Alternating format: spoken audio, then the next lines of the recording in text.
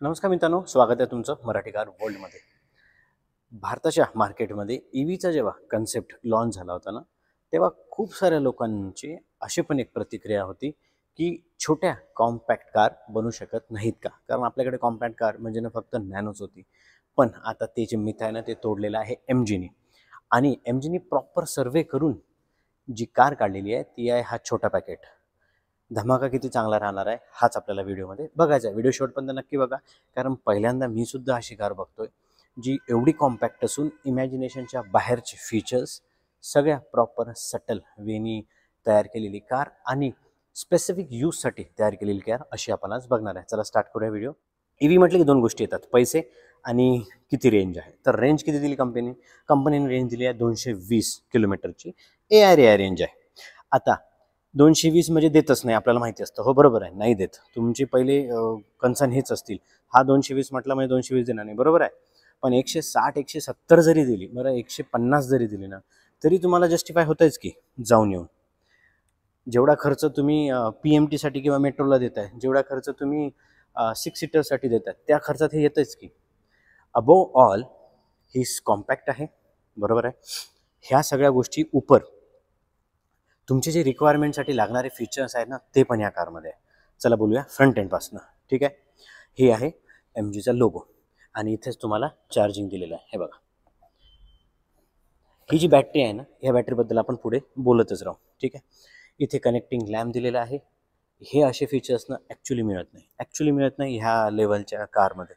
हे second top variant आहे. Top व्हेरियंटमध्ये तुम्हाला इथे कॅमेरासुद्धा अवेलेबल होतो. इथे हेडलॅम्प दिलेले आहे, 2 सेक्शन तुम्ही बघू शकता. डिझायनिंगच्या बाबतीत ना कुठेच काही कमी तुम्हाला जाणवणार नाही, कुठेच नाही.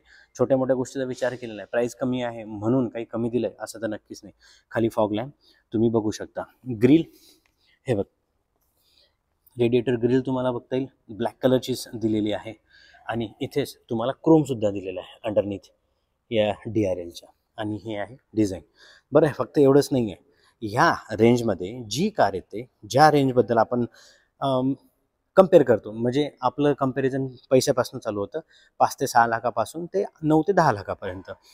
त्या रेंजमध्ये ज्या कुठल्या कार येतात ना, त्यांचं वायपर मी असं नक्कीच बघितलेलं नाही. ह्या क्वालिटीचं वायपर नक्कीच बघितलेलं नाही. विंडशील्ड एरिया मस्त आहे, मस्त विंडशील्ड एरिया आहे. याला म्हणतात एखादं प्रॉडक्ट लॉन्च करणे. आणि फ्रँकली स्पीकिंग MG आणि ह्युंडाईवाल्यांना प्रॉडक्ट लॉन्च कसं करायचं किंवा मार्केटमध्ये काय द्यायला पाहिजे हे यांच्यापेक्षा जास्त कोणीच ओळखणार नाही. आता बोलू साईड प्रोफाईल आल्यानंतर हायलक्सचा जो व्हील बेस आहे, किती 2974 अराउंड तेवढीच लेंथ या कारची आहे. हाईट 1640 mm ची, 1.6 मीटर आणि 2.9 मीटरची याची लेंथ तुम्हाला इथे दिलेली आहे. ठीक आहे. आता जेव्हा साईड प्रोफाईलला बघतो तेव्हा साईड प्रोफाईलमध्ये सर्वात पहिले मेन तर टायर असतात. टायरचं स्पेसिफिकेशन 145/70 R12. कंपनीने याचं ग्राउंड क्लिअरन्स आहे ना, ग्राउंड क्लिअरन्स स्पेसिफाय केलेलं नाही आहे. एक छोटा इथे क्रीजसुद्धा दिली आहे, मोठी क्रीज आहे 2 लेअरची. तो जो क्रोम आहे तो क्रोम इथपर्यंत येतोय ORVM पर्यंत. आणि हा तुम्हाला ऑटो फोल्डेबल दिलेला आहे, ब्लॅक कलर. इथे सुद्धा थोडीशी स्पेस आहे. ग्लास इथे सुद्धा दिलेला आहे ब्लाइंड स्पॉट कव्हर करायसाठी. बाकी मिरर एरिया तुम्ही बघू शकता, हा बघा. आणि क्लॉस्ट्रोफोबिक फील होऊ नये म्हणून 2च डोअर इथे दिलेला आहे, म्हणून हा मिरर सुद्धा मोठा दिलेला आहे. इथे क्रोम आहे. आणि क्वालिटी बघा, तुम्ही या दरवाजाला जेव्हा बघाल आणि तुम्हाला थड जरी ऐकायचा असेल ना, तरी ह्या रेंजच्या कारमधला जो हा थड आहे ना, हा सुद्धा तुम्हाला इम्प्रेसिव्ह वाटणार आहे. इथे ग्लॉसी ब्लॅक दिलेला आहे. डोअरबद्दल आपण आलोच तर आता बोलूनच घेऊ. ओके, इथे ड्युअल कलर आहे आणि फ्युचरिस्टिक डिझाईन जे असतं ना, एक सटल वेनी असं दाखवतं की तुम्ही कुठल्या तरी वेगळ्या देशात बसलेले आहात आणि वेगळ्या देशाची कार चालवत आहेत, असाच फील तुम्हाला इथे येईल. बघा, हा ब्लॅक कलर, हा इथे आत ब्लॅक कलर, हा व्हाईट कलर, इथे क्रोम दिलेला आहे. इथे हा मिल्की व्हाईट कलर आणि हा ग्रे, हा स्टील ग्रे आणि हा नॉर्मल ग्रे कलर. हे आहे कॉम्बिनेशन. असं कुठल्याच अँगलने वाटत नाही की आपण एखाद्या इंडियन हॅचबॅक पुढे उभा आहे. इंडियन हॅचबॅकचं कुठे कुठे कन्सर्न आहे ते सुद्धा मी तुम्हाला पुढे सांगतोच. आणि हे आहे याचं रिअर लुक. मस्त कार दिसते. कुठेही तुम्हाला लुकच्या बाबतीत कुठेही लुकच्या बाबतीत तुम्हाला कुठलाच त्रास जाणवणार नाही की या इथे काहीतरी कमी आहे, इथे काहीतरी पाहिजे होतं, असं अजिबातच नाही आहे.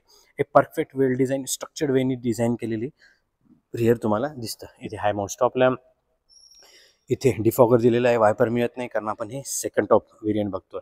इथे क्रोम दिलेला आहे, कनेक्टिंग लाईट इथे सुद्धा दिलेला आहे, MG कॉमेटचा लोगो. इंटरनेट इनसाइट ह्या कारमध्ये पण तुम्ही एक्सपेक्ट नसेल केलं. पहिले कंपनीने हेक्टरला दिलं होतं 2017ला, ठीक आहे. इथे सुद्धा इंटरनेट इनसाइट म्हणजे सगळे फीचर अवेलेबल होतात. इथे रिअर तुम्ही लाईट बघू शकता, इथे सुद्धा क्रोम दिलेला आहे. याचं फिट अँड फिनिश तुम्ही बघा, ग्लास बघा, मिरर बघा, कुठल्याही गोष्टीत कमी आहे असं अजिबात जाणवणार नाही. EVची बॅजिंग, खाली रिफ्लेक्टर आहे आणि 2 पार्किंग सेन्सर सुद्धा बघा. ग्राउंड क्लिअरन्स बघायचं असेल त्याचा एक्सेल दिसतो तुम्हाला इथून. हे बघा, हा एक्सेल दिसतो, म्हणजे एक विथ वगैरे जरी असेल ना तरी तुम्ही कन्सिडर करू शकता. हा ग्राउंड क्लिअरन्स तुम्ही जेव्हा चेक करता तुम्हाला एक गोष्ट नक्कीच लक्षात येते, काय की ही सिटी ट्रॅफिकसाठीच बनवलेली आहे. आता ग्रामीण भागात तुम्हाला चालवायची असेल तर you need to make sure की रस्ते चांगले आहेत.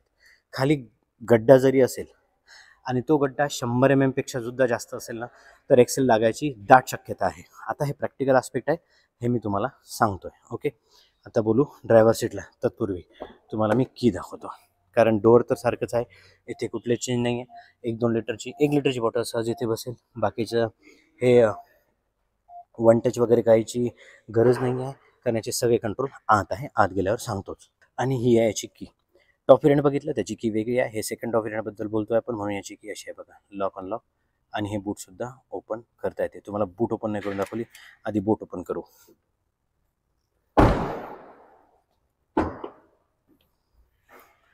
छोटीशी बूट आहे, तुम्ही लॅपटॉप वगैरे ठेवू शकता आय होप, पण त्याला पण खूप कमी जागा आहे, कारण या रिस्की झोनमध्ये तुम्ही लॅपटॉप नक्कीच ठेवू शकत नाही. बाकी 3 लोक असतील तर अशी सीट पाडून ठेवू शकता, 2 लोक असतील तर असे ठेवू शकता. फिट अँड फिनिश मस्त आहे. इथे कुठलंही काही हे नाही आहे, नाव ठेवण्यासारखं काही नाही आहे. एवढा पैसा आणि बनवून बनवल्यासारखी ही कार आहे, कारण छोट्या मोठ्या गोष्टी जिथे गरज नाही आहे या सेक्शनमध्ये. EV म्हटलं की खूप कमी तुम्हाला रिक्वायरमेंट असते. त्या रिक्वायरमेंटला साजेसं तर दिलेलंच आहे, पण त्याच्यावर ह्या ज्या गोष्टी असतात ना, हा बाकी चार्जिंगचं वगैरे सेक्शन आहे, म्हणजे चार्जर वगैरे आहे. चार्जिंगबद्दल पण तुम्हाला बोलतो मी. एक निगेटिव्ह पॉईंट तुम्हाला असं वाटू शकतो, 3.7 किलो वॅटचं चार्जर आहे, जे फक्त AC सप्लायज घेऊ शकतो. या कारमध्ये DC सप्लाय नाही आहे, म्हणजे तुम्हाला घरीच फक्त चार्ज करावं लागेल, बाहेर तुम्ही चार्ज करू शकत नाही. 5 ते 6 तासात अराऊंड 70 ते 80% जरी चार्ज झाली तर टोटल जे चार्जिंग आवर्स आहेत ना ते 7.5 ते 8 तासापर्यंत जातात. परत एकदा सांगतो, ही कार आहे, ही बाहेर जी DC सप्लाय असतात ना तिथे चार्ज करता येत नाही. AC सप्लायमध्येच तुम्हाला चार्ज करावा लागेल, जो आपल्या घरी असतो. इथे दुसरी कुठली बॅटरी दिलेली नाही, ह्या एकच सेक्शन आहे. त्यामुळे तुम्हाला घरी सायंकाळी पोचले तर तुम्हाला घरी जाऊनच चार्जिंग करावं लागेल. दुसरं, बॅटरीबद्दल बोलतच आहे तर अजून सांगतो. आता MG आहे, सगळ्या गोष्टी चायनातून उचलणाऱ्या. चायनामध्ये यांचे जे व्हेंडर आहे ते ZS EV बाहेर कुठेतरी दिसेल तुम्हाला, ZS EVला बॅटरी प्रोव्हाइड करणारे आहे. ICIS, ठीक आहे. आय होप माझं नाव व्यवस्थित असेल, नाही तर चुकलं असेल तर मी इथे परत सांगेलच तुम्हाला. तिथून यांनी बॅटरी इम्पोर्ट केलेली नाही आहे, ही बॅटरी इम्पोर्ट केलेली आहे टाटाकडून. आणि सगळ्या कंपन्यासुद्धा आता ह्याच मिड रेंजच्या बॅटऱ्या ज्या आहेत ना त्या इम्पोर्ट करणार आहे. ॲक्च्युली टेस्लाने सुद्धा निर्णय घेतला होता, काही दिवसांच्या आधी न्यूज होती की ते सुद्धा ह्याच पोर्टेबिलिटी रेंजमधल्या बॅटऱ्या प्रोव्हाइड करणार आहे. ही रिअर व्हील ड्राईव्ह आहे, याचं इंजिन बॅटरी मागे आहे, पुढे नाही आहे. बोनेट ओपन केल्यानंतर मी तुम्हाला दाखवतोच. पण मला एक सांगायचं होतं, ह्याची जी बॅटरी आहे ना तिथे टाटाचं कनेक्शन आहे, ती टाटाकडूनच इम्पोर्ट केलेली आहे. रिअर सीटला मी बसलोय आणि 5 फूट 10 इंच फक्त माझी हाईट आहे. मी फक्त का बरं म्हटलंय, कारण 6 फुटाची व्यक्ती सुद्धा इथे निवांत बसू शकते. इथे तुम्हाला जो थाय सपोर्ट आहे तो तुम्हाला कमीच मिळेल. का बरं, कारण ही कारनं जेव्हा कंपनीने लॉन्च केली तेव्हा स्पेसिफिकली सांगितलं होतं कुठल्या स्पेसिफिक यूजसाठी आहे, पण मी तुम्हाला सगळे ॲस्पेक्ट व्हिडिओच्या सुरुवातीला सांगितलेले आहे. एक. दुसरं, इथे 6 फुटाची व्यक्ती जरी बसली तरी जाऊन येऊन तुम्हाला 30-40 किलोमीटर करायचं असेल, छोटा फंक्शन वगैरे असेल, तरी ही कार जस्टिफाय करते.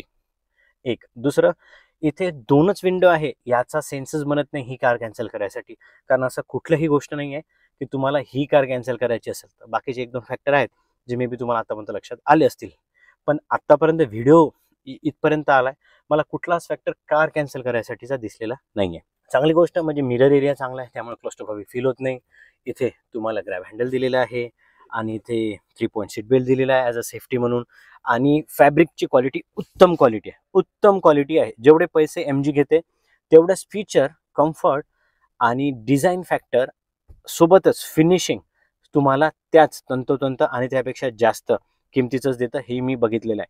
अशा खूप कंपन्या आहेत की ज्या एखाद दुसरीच कंपनी आहे भारतात ज्या जेवढं सांगेल त्यापेक्षा कमीच देतात. MG मध्ये असं नाही आहे. MGचा फिट अँड फिनिश, बाकीच्या सगळ्या गोष्टी, क्वालिटी, छोट्या मोठ्या गोष्टींची क्वालिटी, फीचर्सवर लागणारा खर्च, फिनिशिंगसाठी लागणारा खर्च, डिझायनिंगसाठी लागणारा खर्च, सगळा खर्च कंपनी व्यवस्थित काढून देते.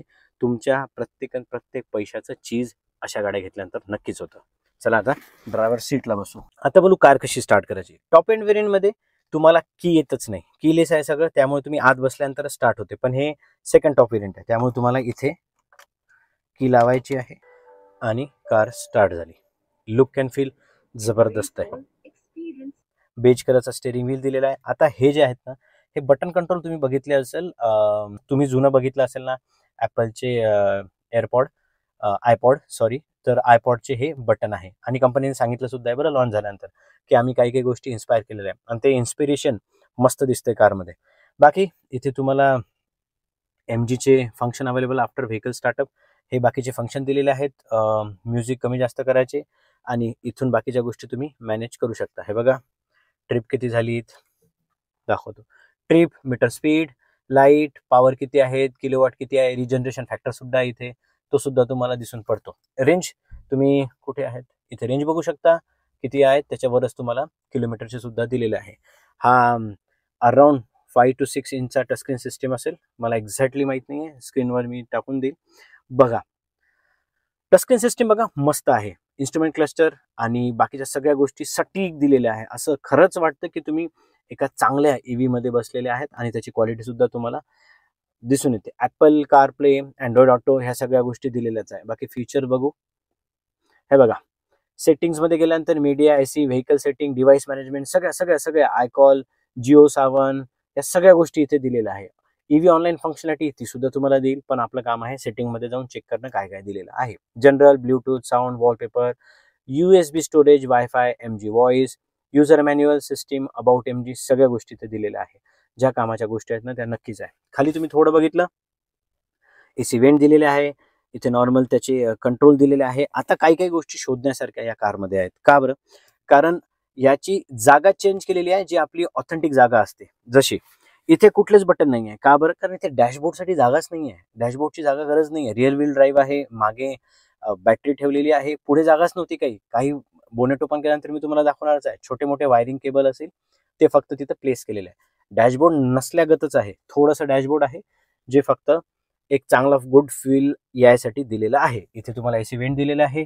इथे थोडीशी कॉईन वगैरे ठेवायला, तिकीट वगैरे ठेवायला जागा. मोबाईल तर ठेवू शकत नाही, मोबाईल इथे पण ठेवू शकत नाही. ठीक आहे, इथे एअरबॅग दिलेले आहेत आणि हे AC व्हेंट दिलेलं आहे. ठीक आहे, इथे कुठेच ओपन वगैरे होत नाही, ग्लब बॉक्स दिसत नाहीये. आता बसू. आता खाली थोडं वाकल्यानंतर तुम्हाला दिसेल की इथे आहेत ते सगळे कंट्रोल. हे बघा, हे कंट्रोल आहेत, हे USB चार्जिंग सॉकेटचे. बाकीचे इथे ना 0.5 kgचा ना इथे हुक दिलेले आहे. ह्या हुक तुम्ही इथे खाली लावू शकता. आता प्रॅक्टिकल कसं? प्रॅक्टिकल असं की तुम्ही काही सामान वगैरे आणलं असेल, मागे तर जागा दिलेली नाहीये बॅग वगैरे ठेवायला, तर 0.5 kg अर्धा किलोच्या इथे पिशव्या बसू शकतात. ठीक आहे, आणि USB चार्जिंग सॉकेटचा ऑप्शन सुद्धा इथे दिलेला आहे. इथे लाईट ऑन ऑफ करायचे आहे. सोबर दिसतो एकदम, ते LED चे लाईट नसतात का तसे, कारण याचा आउटर लेअर चांगला आहे. आणि हजार्डचं सेक्शन इथं दिलेलं आहे बघा, जनरली इथं असतं हजार्ड, ते इथे दिलेलं आहे. इथे तुम्हाला मिरर दिलेला आहे, इथे सुद्धा मिरर दिलेला आहे. आपल्या चांगल्या चांगल्या कारमध्ये 10-10 लाखाच्या कारमध्ये सुद्धा इथे मिरर मिळत नाही. आणि RVM हा ऑटो डिमिंग नाही आहे, तर एवढं तर मॅनेज करायलाच लागेल. आता बोनेट ओपन करून दाखवतो, कारण बोनेटमध्ये पुढे काहीच नाही आहे, जे काही आहे ते सगळं मागेच आहे. चला. नॉर्मल ऑरेंज केबल जेव्हा जेव्हा तुम्ही बघता तेव्हा तेव्हा समजून जायचं EVचे बाकीचे सगळे कनेक्शन सेटअप आहे, हाय व्होल्टेज बॅटरीचे हे सगळे सेटअप असतात, बाकी काही नाही आहे. छोटा पडदा ओपन केल्यासारखं हा बोनेट बॉक्स दिसतो. ठीक आहे. चार्जिंग तुम्ही इथून करू शकता, जसं मी तुम्हाला सांगितलं DC सप्लायचं ऑप्शन इथे नाही आहे. तुम्हाला AC सप्लाय थ्रूच ही कार चार्ज करावी लागणार आहे. 100% होईपर्यंत 7 ते 8 तास नक्कीच लागतील. तर ही होती MG कॉमेट 3 व्हेरियंटमध्ये ही कार येते. पेस, प्ले आणि प्लस. आणि हे जे व्हेरियंट आहे ना ते प्ले व्हेरियंट आहे, म्हणजे सेकंड टॉप व्हेरियंट आहे. ऑन रोड टॉप व्हेरियंट ना 10-38 पर्यंत जाऊ शकतं. आणि हे जे व्हेरियंट आहे ना ते ऑन रोड एक शोरूम प्राईस 9.28 आहे, आणि हे जाऊ शकतं अराउंड 9.25 लाखापर्यंत. ठीक आहे. तर मोठी कॅल्क्युलेशन जेव्हा आपण बघतो तेव्हा 7.98 लाखापासून बेस व्हेरियंट आहे ते स्टार्ट होतं, आणि टॉप व्हेरियंट जातं तुमचं 10-38 पर्यंत. मी ऑन रोडबद्दल बोलतोय. ठीक आहे. जवळच्या MG शोरूमला नक्की व्हिजिट करा, कारण MGने हे जे प्रॉडक्ट काढलेलं आहे खूप मस्त प्रॉडक्ट आहे. तुमच्या रिक्वायरमेंटनुसार R&D जी केलेली आहे ती सगळी मी ऑलरेडी दाखवलेली आहेत. बाकी ही बॅटरी आहे, ही बॅटरी 220-230 किलोमीटरची रेंज देते. ARAI क्लेम्ड आहे. 160-170 जरी दिली तरी तुमच्या डेली यूजमधल्या सगळ्या गोष्टी जस्टिफाईड होणार आहे. व्हिडिओ कसा वाटला कमेंट सेक्शनमध्ये नक्की कमेंट करून सांगा. भेटूया नवीन व्हिडिओमध्ये नवीन माहितीसोबत. धन्यवाद.